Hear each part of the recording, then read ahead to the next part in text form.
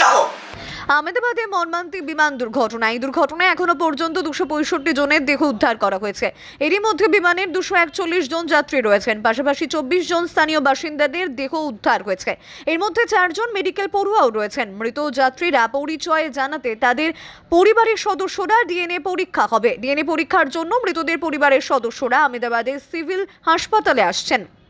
Civil হাসপাতালে কৌশৌতি ভবন পরীক্ষা কক্ষে ডিএনএ নমুনা পরীক্ষা চলছে। ডিএনএ নমুনা পরীক্ষা আগামী 7 দিন চলতে পারে। এদিকে একের পর এক মৃতদেহ কফিনবন্দি করে বের করা হচ্ছে মর্গ থেকে। কান্নায় ভেঙে পড়েছেন পরিজনেরা। যে দেহগুলি শনাক্ত করা সম্ভব হয়েছে সেই দেহগুলি হস্তান্তর করা হচ্ছে। Your favorite channel News 9 is now available on these OTT platforms.